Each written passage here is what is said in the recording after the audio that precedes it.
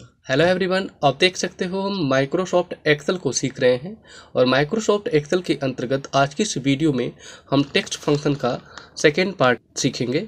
ठीक है, यानी कि टेक्स्ट फंक्शन मैंने पिछली क्लास में आप लोग पढ़ाया था। बहुत सारे फार्मूले मैंने आप लोगों को टेक्स्ट फंक्शंस के भीतर पढ़ाया था। अगर वो सब फर्स्ट क्लास आप नहीं देखे हो तो उस वीडियो को पहले जाके वॉच कर लीजिए, फिर इस वीडियो को वॉच करिएगा। तो आज के इस क्लास में फर्स्ट जो फंक्शन हमारे पास है, आप देख सकते हो यहाँ पे अवेलेबल है। कौन सा फंक्शन है? अपर फंक्शन। अपर फंक्शन का क्या काम होता है? किसी भी वर्ड को, यानी जो भी कोई वर्ड लिखे होंगे, अगर वो स्मॉल लेटर में लिखा गया है तो उसे कैपिटल लेटर में करेगा, ऐप कैपिटल लेटर में कर देगा। अपर केस मतलब समझिए आप कैपिटल लेटर में। कैसे काम करना होगा? बराबर का चिन्ह आप लगाओगे सबसे पहले और लिखोगे ऐसे अपर। ऐसे अपर यहाँ पे आप क्या करोगे? ऐसे राइट कर दोगे, ब्रैकेट को स्टार्ट करोगे और केवल सेल का एड्रेस ही इसमें आपको पुट करना होता है। जैसे आप इस पर क्लिक करते हो, इस सेल का एड्रेस यहाँ पे चला जाएगा। देखो इस सेल का एड्रेस आ गया है। अब बस ब्रैकेट को बंद कर देना है आपको और इंटर बटन को प्रेस कर देना है। जैसे प्रेस करोगे तो कंप्यूटर जो स्मॉल लेटर में लिखा हुआ है वो कैपिटल लेटर में आपको मिल जाएगा। ये देखो कंप्यूटर स्मॉल लेटर में यहाँ पे लिखा है, लेकिन उसका रिजल्ट मैंने अपर केस के माध्यम से किस में निकाला? कैपिटल लेटर में आ चुका है। अगर मुझे अब इन सभी का निकालना है तो सिंपली मुझे यहाँ पे जाना है और पकड़ के इसे नीचे तक ऐसे ड्रैग कर देना है, या फिर इस पर डबल क्लिक भी कर सकते हो आप। ठीक है, तो आप डबल क्लिक करती हैं तो देख सकते हो कि यहाँ पे रिजल्ट आपको इस तरीके से सारा कैपिटलाइज यहाँ पे हो गया है। ये सभी स्मॉल लिखा था, मैंने यहाँ पे सभी का कैपिटलाइज कर दिया, यानी कि अपर केस में कर दिया। किस फार्मूले की मदद से? अपर टेक्स्ट फंक्शन की मदद से। क्या पढ़ रहे हैं हम लोग? टेक्स्ट फंक्शन को। जैसा कि मैंने यहाँ पे लिखा भी है, इसका उपयोग वर्ड को कैपिटल लेटर में करने के लिए किया जाता है। देख सकते हो यहाँ पे लिखा गया है। Okay, so I hope upper functions आप लोग को क्लियर हो चुका होगा, यानी कि समझ में आ गया होगा। अगला फंक्शन मैं आपको बता दूं तो अगला फंक्शन है लोअर फंक्शन। मान लीजिए कि देख सकते हो कि यहाँ पे सारा कुछ कैपिटल लेटर में राइट किया गया है। ठीक है, किस में है? कैपिटल लेटर में यहाँ पे लिखा गया है। मैं चाहता हूँ कि ये सारे टेक्स्ट यहाँ पे स्मॉल लेटर में हो जाए। ठीक है, और लोअर केस का उपयोग क्यों करते हैं? देखो लिखा है इसका उपयोग अक्षर को लोअर में बदलने के लिए किया था। लोअर मतलब क्या होता है? यहाँ पे स्मॉल लेटर की बात कर रहा है वो। ठीक है, तो कैसे कर सकते हो आप? बस क्लिक करना है और यहाँ पे आपको लोअर टाइप कर देना है ऐसे, और ब्रैकेट को करना है स्टार्ट, और किसी भी एक सेल का यहाँ पे एड्रेस यहाँ पे डाल देना है, यानी कि पुट कर देना है। बस क्लिक करोगे तो उस सेल का एड्रेस यहाँ पे पुट हो जाएगा। ब्रैकेट को करोगे क्लोज, देन एंटर बटन को आप क्या करोगे? प्रेस। जैसे प्रेस करोगे तो आप देखोगे जो कंप्यूटर यहाँ पे कैपिटल लेटर में लिखा हुआ था वो स्मॉल लेटर में रिजल्ट यहाँ पे आपको मिल चुका है। अब सिंपली आप यहाँ पे पकड़ के खींच दो इसे। आप देख सकते हैं यहाँ पे कि सारा जितना भी कैपिटल लेटर में यहाँ सब लिखा गया था वो सब स्मॉल लेटर में आपको यहाँ पे क्या हो गया है? मिल चुका है। ओके, सो आई होप आप लोग को लोअर फंक्शन भी क्लियर हो चुका होगा। ओके, अगला फंक्शन आप देखोगे तो यहाँ पे लिखा गया है यूनिकैर। यूनिकैर फंक्शन का उपयोग क्यों करते हैं? इसका उपयोग टेक्स्ट नंबर को टेक्स्ट में बदलने के लिए किया जाता है। यानी कि देखो यहाँ पे क्या लिखा है? कैर। तो यूनिकैर क्या करेगा? जैसे कि 97 है, देख सकते हो आप लोगों ने आस्की कोड पढ़ा होगा। आस्की कोड मतलब ASCII नाम सुने होंगे आप लोग। नहीं जानते हो तो मैं बता दूं कि इसका पूरा नाम होता है American standard code for information interchange.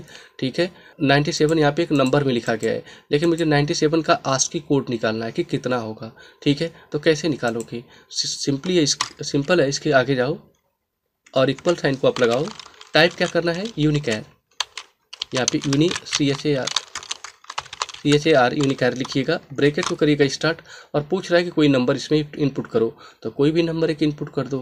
आप नंबर को लिख भी सकते हो डायरेक्टली, या फिर इस सेल का एड्रेस भी आप यहाँ पे डाल सकते हो। तो सेल का एड्रेसिंग पे मैं क्लिक कर दिया हूँ, ब्रैकेट को बंद करके जैसे ही एंटर बटन को प्रेस करूँगा आप देख सकते हो कि 97 का मतलब स्मॉल लेटर होता है एक। ठीक है, यानी कि ए स्मॉल लेटर होता है, मतलब 98 बी हो जाएगा, इसका मतलब है। देख सकते हो ABCD यहाँ पे, यानी कि स्मॉल लेटर का ABCD का जो होता है नंबर वो 97 से यहाँ पे स्टार्ट होता है।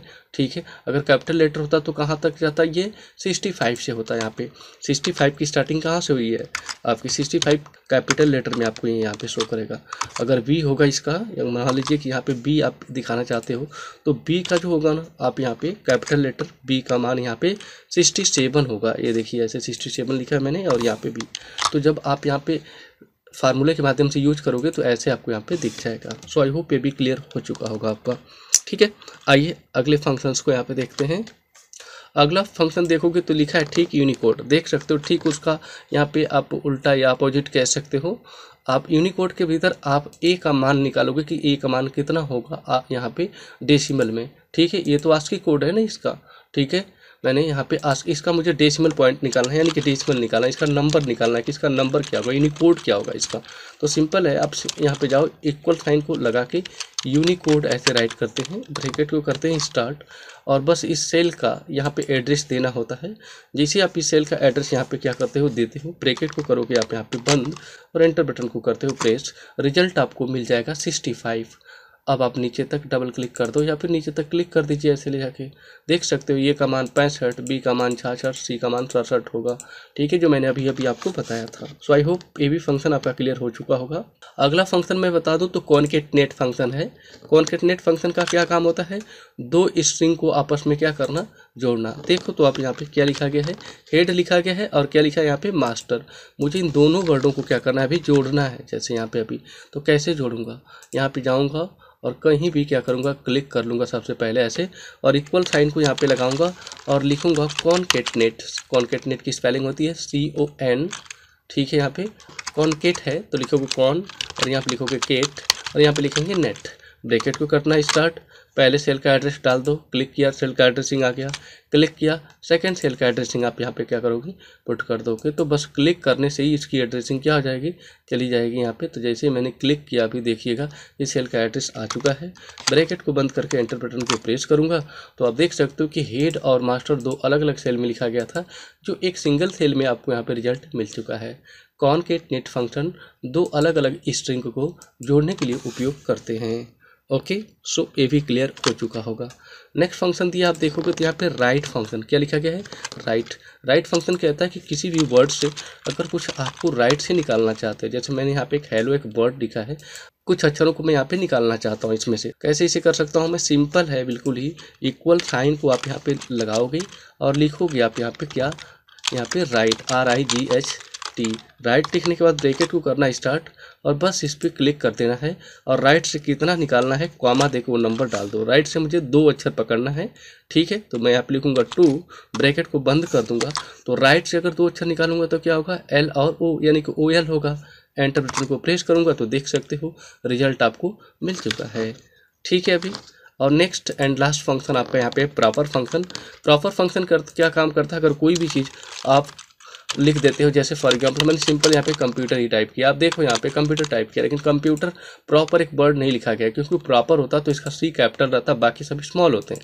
तो अगर इसको प्रॉपर करना आप चाहते हो तो सिंपल है, इक्वल साइन को आपको क्या यहाँ पे लगाना है और लिखना है आपको यहाँ पे प्रॉपर ऐसे, और ब्रैकेट को करना है स्टार्ट। बस यहाँ पे क्लिक करके इस सेल का एड्रेस डाल दीजिएगा। जैसे क्लिक करके एंटर बटन को प्रेस करते हो आप देखोगे कि प्रॉपर अब बन के आ गया, यानी C कैपिटल हो चुका है।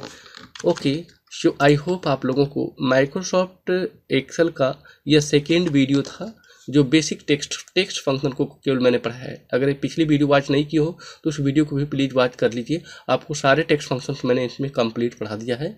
ठीक है, मिलते हैं नेक्स्ट वीडियो में। वीडियो अच्छी लगी तो प्लीज़ चैनल को सब्सक्राइब कर दीजिएगा, साथ में बेल आइकन को हिट कर दीजिएगा। Okay, thanks for watching this video, see you in the next video.